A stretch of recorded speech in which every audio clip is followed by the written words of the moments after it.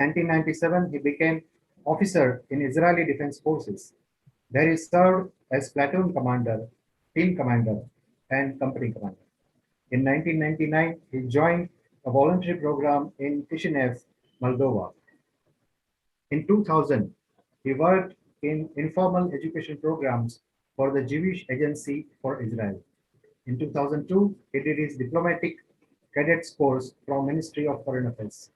In 2002-2003, he joined as desk officer in World Jewish Affairs Bureau in MFA. In 2003 to 2005, he was appointed as Chief of Mission in Israel, Embassy of Baku, Azerbaijan. In 2005, he was appointed as Cultural Affairs Attaché and PR Officer for Jewish Affairs. After 2008, he worked on North American desk, also as a Deputy Chief of Mission in South Africa, in Bureau of the DG for Public Diplomacy as a Director of Development of Jewish Communities. From August 2017, he is appointed as Consul General of Israel in Mumbai. He knows 8 languages apart from Hebrew, which is his mother tongue. He is a family man, married to Ms. Nurit, and a caring father of 4 kids. Thank you, Mr. Yaakov, for joining us. Now, I'd like to introduce our another guest. She has joined us from the action ground, Tel Aviv. Captain Libby Weiss. She is IDF spokesperson and the former head of North American press desk in IDF. Captain Libby Weiss is a strategic communicator and expert on media coverage of Israel and a popular speaker regarding Israel's fight for international legitimacy and the challenge of fighting terror under a global spotlight. She spent years on the front lines of Israel advocacy as the IDF spokesperson to the United States and head of international social media during her time in IDF, during which she was awarded the Presidential Award of Excellence in 2014. She has been interviewed of times for leading world media, often under fire during Operation Protective Edge in Hamas tunnels, and in Nepal and the Philippines as spokesperson for the IDF humanitarian delegations to those countries. I welcome Ms. Libby also. Now, this program will go in this flow. Initially, Consul General respected Yaakov will give his opening remark. Then Ms. Libby will give her brief. Then again, Yaakov sir will do the concluding remarks, and then we will go for the question answer session. So I invite Consul General respected Yaakov sir to give his opening remarks. Sir. Thank you very much, Dr. Kashikar. And at the opening, I would like to thank Mr. Umang Shah from the Bharatiya Vichar Manch for this opportunity, and Dr. Kashikar from the School of Journalism. We think it's very important, and we thank you for creating this opportunity to share our take on the situation in Israel and Gaza currently. Before giving the floor to Captain Weiss, I just want to stress that the current round of hostility between Israel and Hamas terror organization in Gaza must be seen as not as a standalone event, but it's a part, unfortunately, of a vicious circle that we experience every time and again after a few years as part of the long-standing conflict between us and Hamas and our attempts to push back and prevent terror attacks in various kinds from Hamas in Gaza. We have to see the greater picture and understand the context. I think it's very important to see the roots. Unfortunately, the time will not enable us to go 70 years back or 80 years back. As Dr. Kashikar rightly mentioned, today is the English date, the Gregorian date of the establishment of the State of Israel. We usually celebrate it on according to the Hebrew calendar. but it's very significant that only today we are having this meeting. And through our 73 years of independence, we have been, unfortunately, once and again, challenged by our neighbor, and not only by states. Some of them we have accomplished peace, like Egypt and Jordan, but rather different organizations like Hamas terror organization in Gaza, or the Hezbollah in Lebanon, and other Palestinian terror organizations who are trying to challenge our independence. But we made it a point, like any other democratic and sovereign state, to protect our citizens and to protect the right of our citizens to live in peace. And we are definitely going to do so today. And we want you to understand why Israel therefore responds and reacts the way it is. How did Hamas push us to this position that we have to retaliate, and the effort that Israel does to return order and peace, and to minimize the victims and the injuries among innocent civilians on the other side, while Hamas is doing exactly the opposite and deliberately targeting Israeli citizens and towns and men and children. So without further ado, I'll give the floor to Captain Weiss, and later on I will add my comments on the situation. Last thing I want to say before, since you have many journalists with us also and academicians, please don't believe a word we are saying, okay? I'm being deliberately provocative, and I'm taking giving myself the right to speak also on behalf of Captain Weiss. Don't believe a word we are saying. Check our facts. Okay, most of the information is available on Google and other resources, numbers, figures, historical facts. We are very proud that we are speaking the truth, unlike the other side. So you are welcome to challenge us and check us and not take us on the ground level. Thank you. Thank you, Yaakov sir. Now I would like to invite Captain Weiss for her briefing. Captain Weiss, please. Thank you very much, and I'm very honored to be joining you virtually with such an esteemed audience. I'd like to provide you a little bit of context around the events of the last few days and what we have been experiencing here on the Israeli side, and what the military has been doing in the last several days. It's been a very, very tense situation here in Israel. Behind me is the beautiful skyline of Tel Aviv. Right now it looks it's sunny, it looks quite calm, but the last few days here, these skies have seen a flood of rockets that have been launched by Hamas all over Israel.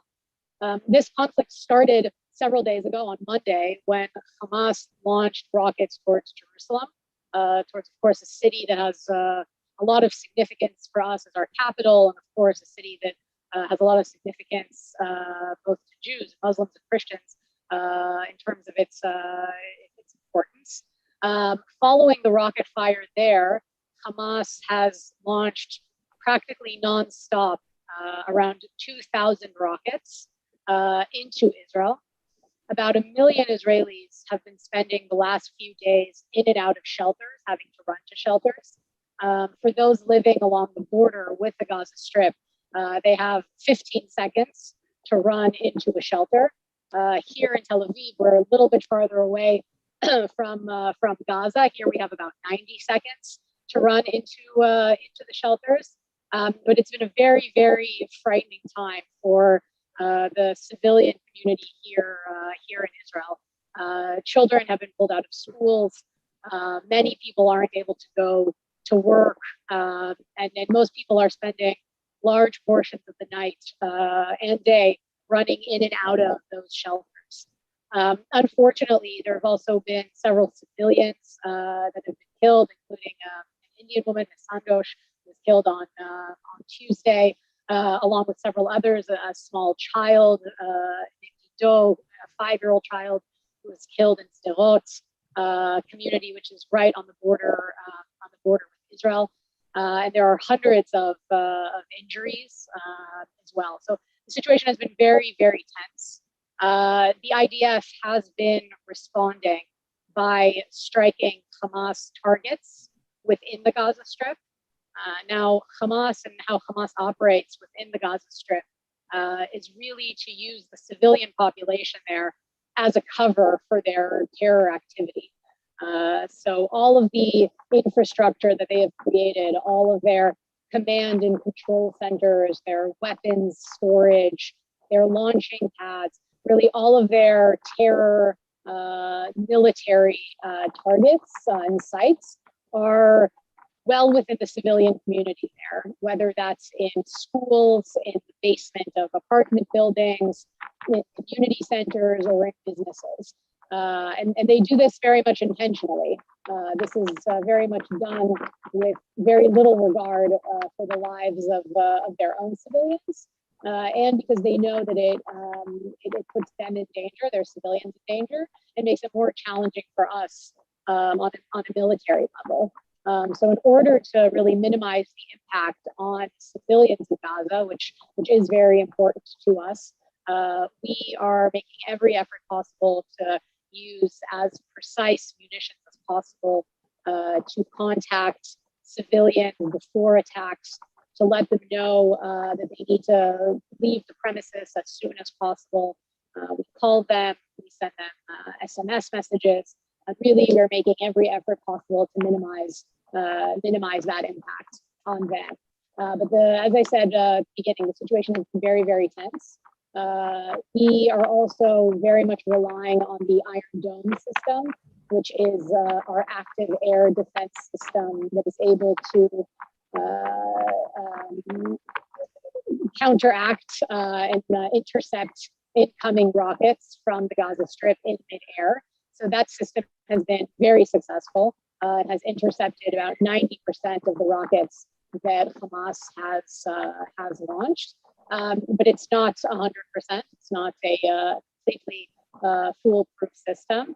So there have been several rockets that have landed directly in homes, in crowded areas, bus.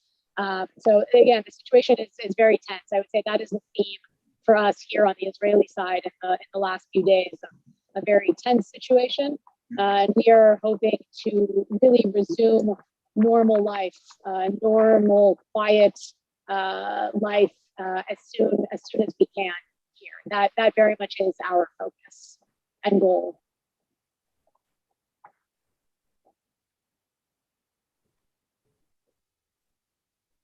Okay, Captain Biggs, thank you. Please stay with us. Now I would like to invite Jacobson for his remarks. Yes, I'd like to take a step back and to share with the audience about the background to the current round of escalation. As I said, we don't have the time to go through the whole history, but just on Sunday or the recent weekend, the clashes started on Temple Mount, which is a very sensitive area in the heart of Jerusalem, which is sacred to both Jews and Muslims.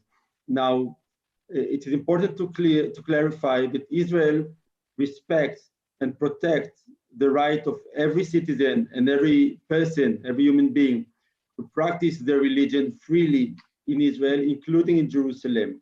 What happened recently is that during the holy month of Ramadan, thousands of Muslim worshippers come to the Temple Mount to worship. Now, usually this goes very peacefully. We make the arrangement that there is no friction between the Jews who pray at the Western Wall at the bottom of the mountain and the Muslim worshippers at the mosque on the top of the mountain. But unfortunately, because of the Hamas deliberate incitement on this very sensitive and highly emotional and religious time, they manipulated those believers to start provocations on the Temple Mount. As you might have seen, the sites that Israeli police had to enter the mountain, and you should ask yourself, what were the Israeli police doing there in the first place? Why did they have to come and enter the mosques respond. That's what in response to the attacks of the Muslims, their provocations, which are very violent and risk the people who are praying on the Israeli side, on the Jewish side. I want us, please, administrator, to share the first video clip that we have about how they, what exactly happened there and how the Muslims prepared on Temple Mount. You see, this is inside the mosque.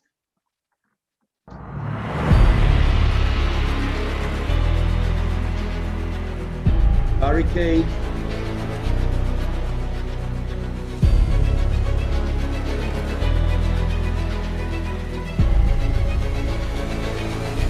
Incitement posters of Hamas terror leaders.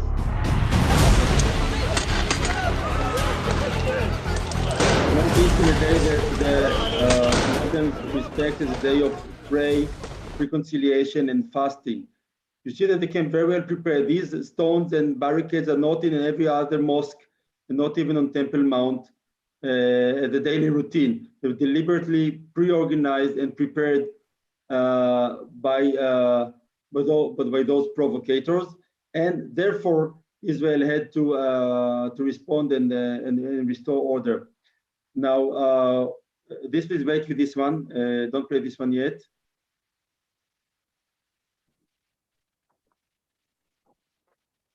One of the reasons for that is the current internal political situation in the Palestinian Authority between Hamas, which is a terror organization that controls Gaza Strip, and Fatah and PLO, which controls Ramallah and the West Bank. President Abbas called off the expected elections, and therefore it created a lot of tension.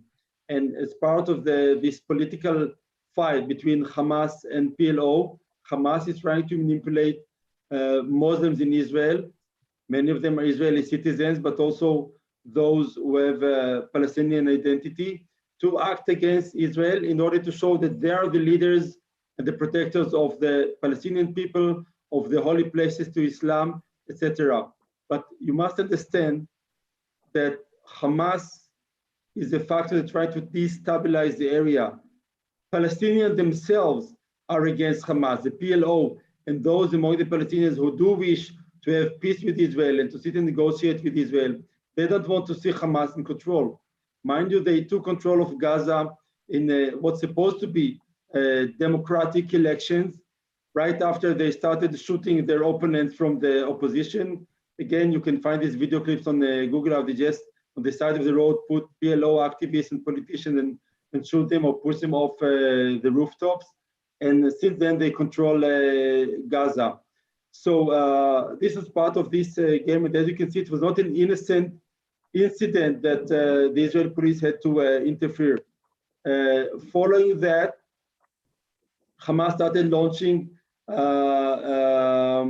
missiles from Gaza, and I want to play the second video clip, please, to show you how the first day of this rocket started.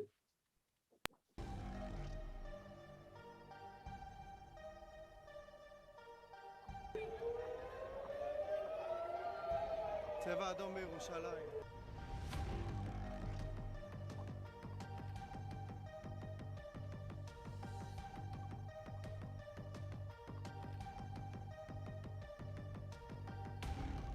I hope you can rate the volume so you can hear the sound of the sirens. It's very frightening. I experienced it myself only 3 days ago in Israel.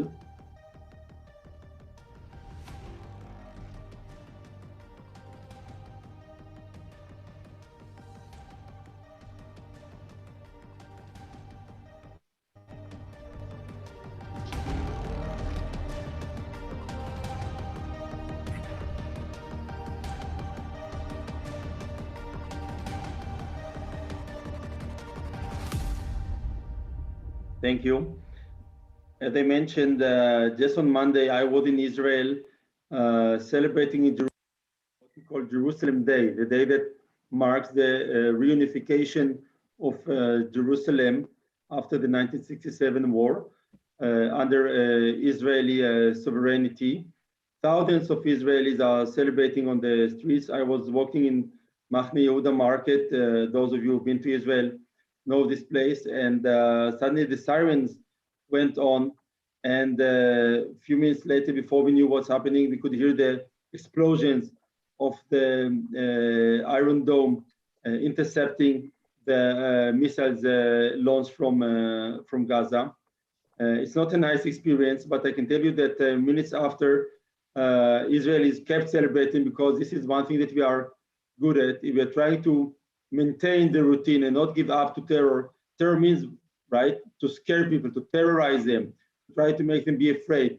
But the Israelis are very resilient and they try to go on. But unfortunately, as the attacks repeated themselves stronger and stronger, and up to date, almost 2,000, I think about 1,800 missiles were launched over Israel. This, of course, makes it impossible to keep on with our lives and our routine. It also took the life of 7 Israelis. And among the casualties, as you know, there's also one Indian lady who worked as the caregiver in Israel, Ms. Soumya Santosh from Kerala. And of course, we condemn all these killings, and our ambassador himself took to the family and conveyed his condolences to the family on behalf of the people of Israel. And it's just very unfortunate that we have to live with such realities again and again. I want to share with you another personal experience. About 5 years ago, I was stepping off the bus in Jerusalem, going to my home with my 5-year-old son, when again the sirens went on. That was during the previous round of hostilities. Again, Hamas from Gaza launches missiles. I had few seconds. I know that I had only a few seconds, 20 to 30 seconds, to find shelter. I tried to run to the staircase of a nearby house, but the entrance door was locked. So we just had to try and find shelter by a small, very low wall that led to the entrance. It was not much of a shelter, but it was the best we could get. I pushed my son to the wall and covered him with my body, so at least to protect him the best I could. I think every father would do. I'm telling you this because when I saw this clip I'm going to share with you now, it reminded me of this very situation. You can see a brother during the attack in the south of Israel just 2 days ago. הכל בסדר, הכל בסדר. לא לקום, לא לקום. הנה, נפל. אני יכול ללכת לבית. הכל בסדר, את איתי עוד אחד.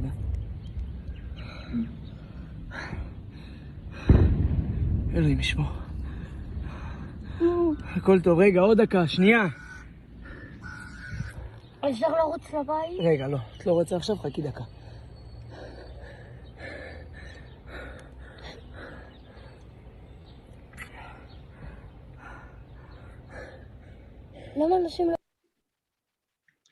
Yes, that was more or less the size of the wall that I've also found. And I want you to understand, ladies and gentlemen, if you take even only one thing from this whole interaction today, that Hamas is committing a double war crime.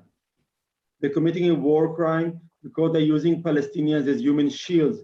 They are shooting and launching missiles from within the condensed neighborhoods of Palestinian population, risking them. Now, about 20% of the missiles that Hamas launched, because these are not professionally made missiles, many of them, about 20%, explode and fall in Gaza City itself, hurting, injuring, and even killing Palestinians. So this is the first war crime they're doing, using Palestinians as human shield. The other war crime, either they are deliberately targeting Israeli civilians, children, like you saw in this last clip, women, like Ms. Santosh from Kerala, and other elderly men and women. A 5-year-old boy died in Israel. As you can see, and again, don't trust my word, but check this account of Defense for Children, which is a Palestinian children rights organization, Palestinian organization that admit themselves that already in the second incident around 6 p.m., a homemade rocket fired by a Palestinian armed group fell short and killed 8 Palestinians, including 2 children. Yes, and if you see in the bottom of the former tweet, you give the names. Mustafa Mohammed Mahmoud Obaid, 16, was killed in the blast. And 5 years old, Bara Wissam Ahmed succumbed to his injuries around 11 p.m. Israeli Muslims also being killed. This Palestinian terror is blind. A 16 years old Muslim girl and her father from a village near Tel Aviv were killed by these Palestinian Hamas rockets. So a double crime. About we said 2,000 rockets launched, suggesting more than the amount of devastation and crime that the Palestinian Hamas organization is committing every day in the last few days. And if you count from the rounds of conflict from the beginning of the 2000, you're talking about thousands on thousands of war crimes against Israeli population and against Palestinian population themselves. So if you want stability in the region, and we want, and the Muslim countries around us know that Israel wants peace. That's why we recently established formal relation and peace with the United Arab Emirates, with Bahrain, with Sudan, the country that hosted only a few decades ago the conference that banned Israel, no recognition, no negotiation, no reconciliation. Sudan itself is now recognizing Israel. Morocco, Albania, which is a Muslim country in Europe, all recognizing Israel. Of course, we have the peace with Egypt and Jordan. So no one can tell us or the world that Israel is not a peace-seeking country. It's Hamas, which is a terror organization, doesn't want peace. And check the Hamas charter. It's easy to find it on the internet on their site. They call for the annihilation of Israel. You want to know why they attack us? It's not because the dispute in the Sheikh Jarrah neighborhood. It's not because the freedom of religion in Temple Mount. It's not because territorial dispute. It's just because they want to annihilate the Jewish people and the Jewish state, period. And of course, we, like any other free and democratic country, we cannot let it happen. We must protect our citizens and enable them to live their life freely. You people of India, unfortunately, are very well experienced with Islamic terror yourselves. And the terror is a terror is a terror. It doesn't matter if it happens in Mumbai, if it happens in Tel Aviv, or it happened in 9/11 in New York. A terror is a terror is a terror. This is a common enemy that you must fight together. And we are very encouraged by the support we get from many in the Indian society. On the social platforms, you can see under the hashtag of India supports Israel, how many positive response we get. And also presently in phones, in WhatsApp, from businessmen, even from politicians, and from people, academicians, people from all walks of life in India, are telling us, Yaakov, we are with us. We are sorry to see what's happening in Israel. And I wanted to convey this message, again, in your newspapers or in your own circles, that this conflict was imposed on us, and we are obliged to respond and to protect the freedom of our citizens and all those of in Israel, Muslims, Jews, Druze, Turks, Hindus, and Christians and others. And this is what we do. So again, I thank you for giving us this platform to convey our message and share our views. And I think that Captain Bison and me are now available to take few questions. Thank you, Jakobson. Now it's time for the question answers. So Mr. Harshil Mehta wants to ask the question. Please unmute it. Hello, good afternoon. My question is, as you have mentioned that Israel is moving towards a normalization of relation. What do you think about Turkey, Pakistan, and Saudi Arabia with respect to normalization of your relations? Well, with Turkey, of course, we have formal relations, full diplomatic relations. Like in many cases, there are ups and downs, there are disagreements, and we are solving them, diplomatically as it should be. With Saudi, I hope that we can establish relations following the recent developments in the Gulf. We are open to relation with everybody, including Muslim countries like Pakistan. If they want to negotiate peace with us or have direct talks with us, we are always there. Our hand is stretched forward for peace, and we just have to meet. There are other channels to do so, and everybody is welcome if they're ready to recognize all those who are ready to recognize Israel and its right to exist in peace in the Middle East is welcome. Yes. Second question is from Mr. Sanjay Joshi. He says, thank you, Mr. Yaakov and Ms. Libby, for your presence. How does your nation neutralizes or handles the so-called liberals, that is mostly opposition parties and communists, as in case of India, who advocates the unconditional peace resulting into reduction of strength of a victim country like yours? Sir. Well, Israel is a democracy, we have different views, left, right, communist, others. They're all part of the political democratic game. This is totally legitimate. We don't take steps or measure against this or other group, provided that they keep within the rules of the democratic game. So, of course, all those who are trying to disrupt order or take to violence, again, be it from the Jewish side or the Muslim side, left side, right side, doesn't matter. And you can see that Israeli police arrest provocateurs from both sides. We bring to justice people who are trying to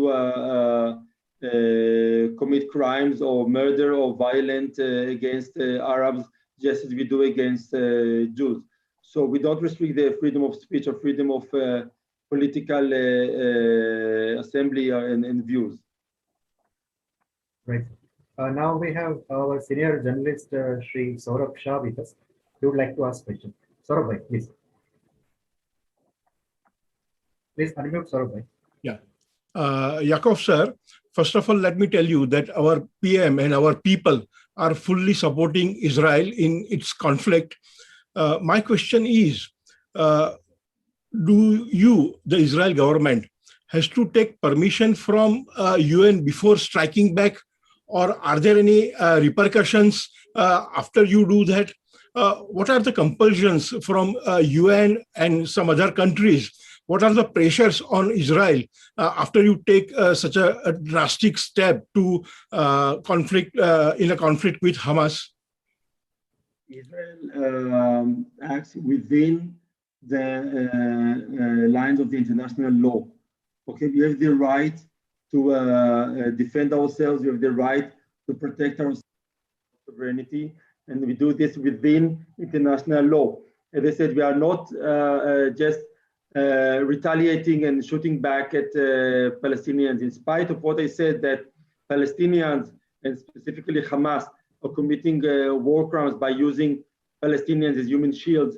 We try to target specifically the places where they are shooting from, and those people who are involved in the terror attacks, being the executors or the masterminds and the engineers behind it. The buildings that you see collapsing in Gaza, these are headquarters of the Hamas, the organization, intelligence and R&D centers and headquarters. And we have also this method that before attacking, we warn them. So if there are civilians in the building, they can leave the building. Unfortunately, sometimes Hamas forces Palestinians to stay in those buildings or those areas because they want to show victims and then use it as a propaganda against Israel. As a free country, and like every other country, we don't need to take permission from the United Nations. As I said, we are working within our right of self-defense.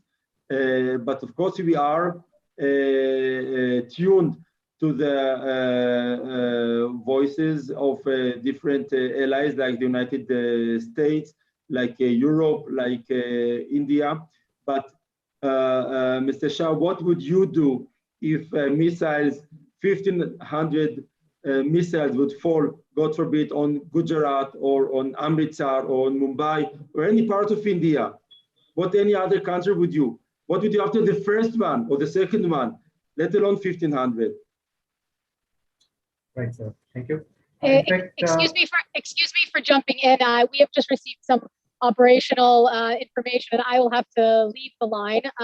If there are any questions for me from anybody in the audience, I'm happy to coordinate it with the team there and to provide any more context. But I unfortunately must go. So again, thank you very much for your time, and very much appreciate the opportunity. Thank you very much. Thank you, Captain Weiss. thank you. Jacob sir, in fact, Mr. Tushar had a similar question what Saurabh has asked. So I'll skip that question. And now I'd like to ask call Shri Harish Joshi to ask his question. Harish ji.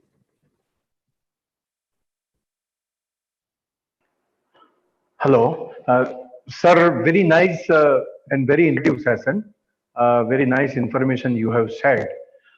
We would like to mention, everyone would like to know that global politics is something different, right? And how the global countries on Israel-Palestinian conflict, what are the stands of these countries? Can you a bit elaborate on that? Thank you for this question. As I said, the many voices in the Arab world and the Muslim world, Muslim countries, understand the position of Israel and want peace with Israel. This is what I see. You see the current tendency of the Abraham Accords and the relations that Israel developed with the Muslim countries. So the Palestinian issue and the Palestinian conflict is something that obviously has to be resolved, and they might have different views than Israel on how to solve it. But the only way to solve it is via direct negotiation around the negotiation table, by peace and not by war. And Hamas is a destabilizing factor in the area. It doesn't work for the Palestinian cause. Unlike the Palestinian Liberation Organization, the PLO, Fatah, that originally they're also a terrorist organization, but if you remember during the Madrid talks in the 1990s, they're ready to put down their arms and come to the negotiation table and negotiate directly with Israel. So they are our partners. Yes, we have again disputes with them. The path is not easy, but the Hamas is working against this Palestinian interest for peace and reconciliation with Israel. And the other countries in the area know it. That's why they ignore Hamas and they work with Israel. You see that we have some mediation efforts in the past and also today by countries like Egypt and the United States. But the Muslim countries understand that the Palestinian issue is not the cause of this stability in the Middle East. It's terror organizations like Hamas in Gaza and like Hezbollah in Lebanon and like the Jihadic Islam and others who are causing this stability to the region. It's our common interest of all those countries, if you want peace in the Middle East, to annihilate these terrorists. Right. Right, sir. Now we have Dr. Nirja Gupta with us. She is the head of university in Madhya Pradesh. Dr. Nirja, please.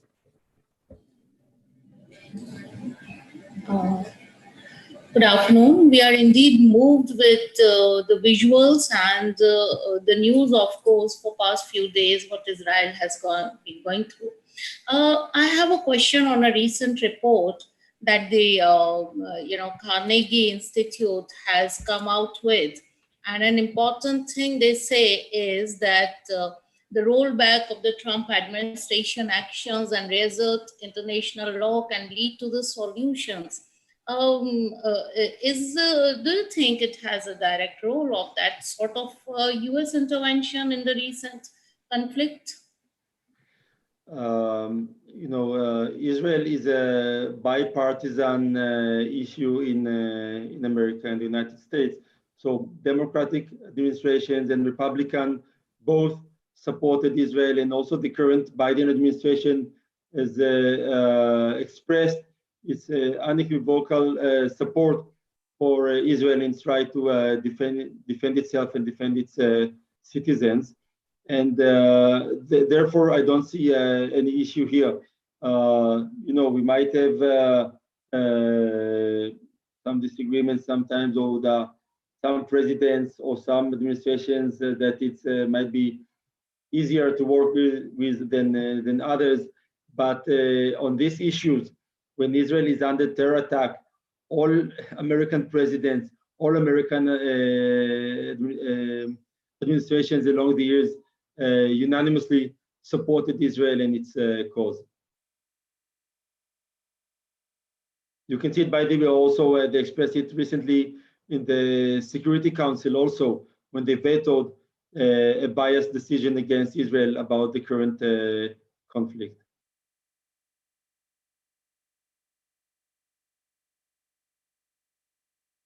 Yes, we have time to maybe one or two more questions.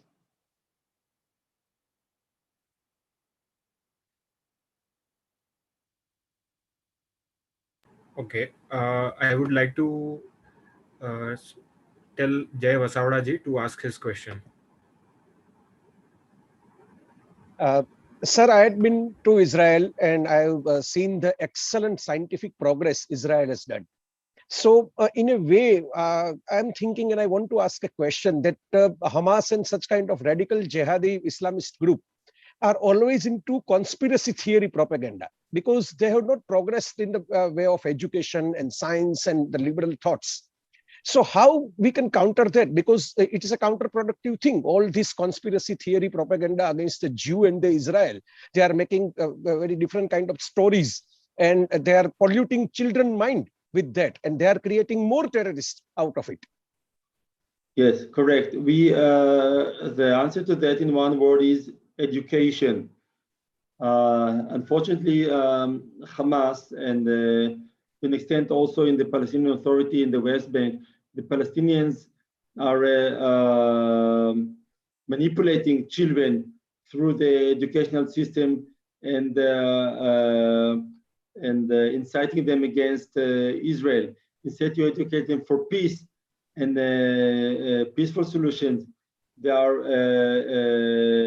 coming up with all sorts of conspiracy theories, as you said, and more important, they are praising terrorists, what they call shaheeds, dying for for the cause by murdering Israeli children in their homes, or launching rockets on Israeli cities. In the textbooks of Palestinian schools, you can see that instead of sending them to summer camp, to do some sports and dancing and art, they are training them to fight against Israel, how to shoot, how to stab, and all these terrible things. So these Palestinian children are brainwashed, and they are going to be the next generation of terrorists, and this is regrettable. We have read this issue also with the United Nations.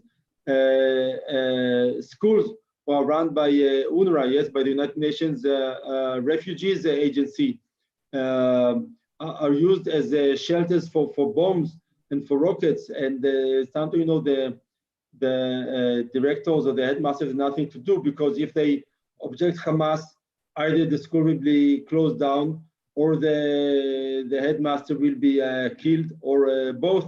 So they have to succumb to that. Again, don't believe me, check the information and the statement that UNRWA themselves had to admit that, yes, they are being used. And you can see the Palestinian textbook, you can see it's all written there, how they speak about Israel and about the Jews. And if you have ways to influence the Palestinian educational system, we'll be grateful. Right, sir. So before we end, I would like to ask one question. Actually, it is not my question, but from a very senior journalist of Gujarat, he's also a defense expert, Mr. Nagendra Vijay. His question is, why nobody gives a thought to Israel's right to exist? And why has Israel not been able to bring this 4-point under spotlight? That is the question. Why they don't give us the right to exist? We don't need to ask anybody to give us the right to exist. Does you as Indians, are you asking anybody to recognize your right to exist as a state, as a nation? It's something that is, we say, for granted or obvious, right? You are Indian, you live in India, you have your country. Okay, you can discuss whatever borders or characteristics, whatever, but your mere right to exist, it's natural. We don't have to ask anybody. More than that, we are one of the few countries, Israel is one of the few countries that actually formally was recognized. Yes, we're talking about 14th of May, Independence Day of Israel, 29th November 47, Israel was the United Nations took a vote with a majority to recognize the right of the Jewish people to have a state of their own within the land of Israel. It's again the Arab side, call themselves the Palestinians, who rejected it and launched a war against us. So we do have the legal and international recognition of our right to exist, and B, just like any other free nation, we have our historic ground, and we don't need people to acknowledge it. We don't feel that we need to be apologetic about it. It's our historic right and our natural right. Right. Thank you, Jacob sir. So it's time for the closing, as Jacob sir has some other engagements also. So on behalf of Bharatiya Vichar Manch, I'm thankful to respected Consul General Shri Jacob and his team for sparing their valuable time and knowledge with us. I'm also thankful to all who have joined this platform today to understand the ground realities in Israel. Thank you all. Thanks again. Namaskar, Shalom, and Jai Hind. Namaskar and Shalom.